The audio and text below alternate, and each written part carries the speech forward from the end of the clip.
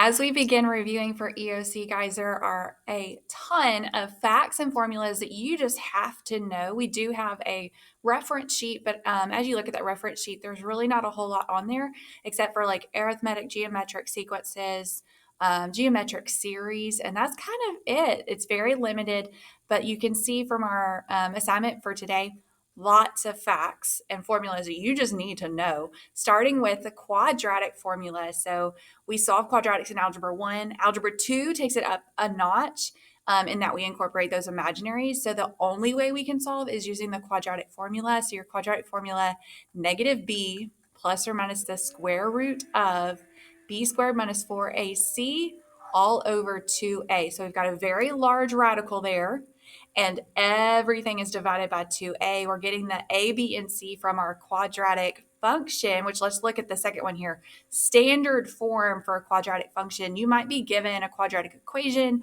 or function that's not in standard form, so you can't pull that a, b, and c yet until it's in y equals ax squared plus your bx term and then plus c. Your constant is always last. So we've got that decrease of degree there, starting with our x squared, the x term, and then c. That would be your standard form for your quadratic function. Sum of cubes. So when you have perfect cubes being added, right? Sum of perfect cubes like x cubed plus y cubed.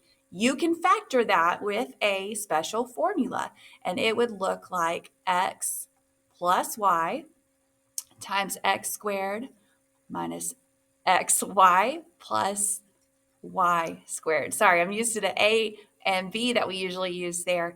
Notice we can use SOAP as an acronym to remind us of these symbols. It's the same operation symbol, so sum, so same plus a plus sign for the first one, opposite, so subtract, and then always positive at the end. Let's look at difference of cubes, like if it was x cubed minus y cubed, almost identical in that we're going to have x minus y times x squared plus xy plus y squared. Notice those symbols there. The operations are same, opposite, and always positive. That's SOAP acronym for those symbols. And so you might have values there like 8 is a perfect cube, 64 is a perfect cube, 125. So just be mindful of that as you prepare to answer some questions on our second assignment. Difference of squares. So if it's x squared minus y squared, that's my favorite. Factors into x plus y times x minus y.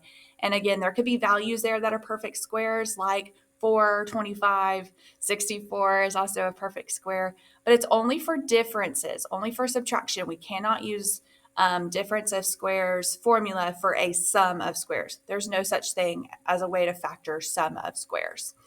Moving down, we've got discriminant. So the discriminant is part of the quadratic formula. Let me actually just leave it scrolled up here. It's part of the quadratic formula that helps us identify the types of solutions that we're going to have for those quadratics. The discriminant is b squared minus 4ac. Do you see it up there in that quadratic formula? It's that piece under the radical. And it tells us that, like I said, about our solutions. It doesn't tell us what our solutions are, but it could tell us if we have rational or irrational, or what we're looking for is imaginary. And so if you get a discriminant value that is less than 0, if you get a negative value, doesn't matter what, but if it's negative under the radical, then we have imaginary solutions. And so we often see this on the EOC as which of these quadratics, A, B, C, or D, would have imaginary solutions. Instead of you doing the quadratic formula 4 times, you can shorten your workload and just do the discriminant 4 times and see which one, or maybe it's a multiple select, gets a negative value and therefore would have imaginary solutions. Average rate of change, we see this a lot in a lot of different ways. It could be average rate of change from a table, from just 2 points, or usually we see it in a graph. Pull those 2 points off the graph and you're going to use y2 minus y1 over x2 minus x1. This is a formula you've been using since 8th grade. We just used it for slope. And we've slowly moved into just calling it average rate of change because now we're looking at the change on a polynomial or some kind of function that's not necessarily linear and therefore not necessarily the slope of our function. Imaginary numbers, huge concept in Algebra 2. Imaginary numbers, your radical, your square root of -1 is equal to that imaginary unit I. And then if you have I squared, that is equal to -1. You also need to know the first 4 imaginaries. I'm going to list that over here, meaning I to the first, I to the second, I to the third, and I to the fourth. I to the first, I times itself, or just one I is just I. I squared, we just said, is -1. I cubed, just look at what I have so far. If I have I to the first times I squared, that's I cubed, would give us -I. And then I to the fourth would be 1. I use the acronym or the memorization tool of I won, like I won the game. And then there are negatives here in the middle. So we memorize that because this goes in order. It would just keep going around in this loop, meaning I to the 5th is going to be I again. I to the 6th is going to be -1. I to the 7th is going to be -I, and so on and so forth. It's just going to keep looping around these 4. So when you are asked what is I to the 16th, we take 16, divide it by 4, and that is 4, meaning it's going to loop around 4 times and land at equivalent to I to the 4th or 1. So instead of working it out and writing it out 1,000 times, do you divide it by 4? Let me give you another example. What if it was 17 instead? Let me erase some of this. Obviously, we know it's going to be 4.25. So let me add in here. Here's our equivalent values if we get our decimal. So 0.25 is going to loop around that 4 times, 4 whole numbers, and then 1/4 of the way or 1/4 of the way. And so I to the 17th would just be I. Okay, so memorize those. Those are usually on a non-calculator portion. So yes, you would have to do some short division by hand and kind of know the I1s with the negatives in the middle to evaluate those I's to multiple powers there.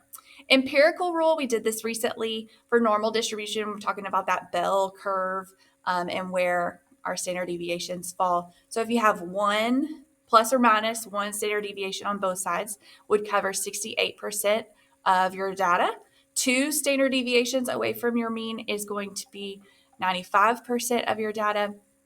And 3 standard deviations away from your mean is 99.7%. You got to know those percentages to help you find intervals or determine which percentage those intervals stand for. So just another fact that you have to know going into your EOC that's not on your reference sheet.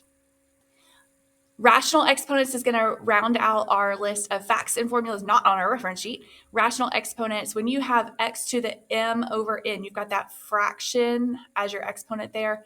That bottom denominator becomes your index. And then we're going to leave x as our base, still raised to m. The denominator becomes the index, the part that's in the little check mark piece of your radical. We see that here in the second example. We're going to just flip that around, take our index and make that into a rational exponent with that n as our denominator of our fractional exponent. So they love those. Those are definitely always on non-calculator as well. Moving those around, evaluating those, a lot of exponent rules usually on the non-calculator section. So you can see lots of examples here of facts and formulas not on your reference sheet that you just have to know. So we're going to practice that this week, guys. If there's any questions that you have, anything that I missed, y'all be sure to let me know, and I'll see y'all in class. Have a good day. Bye.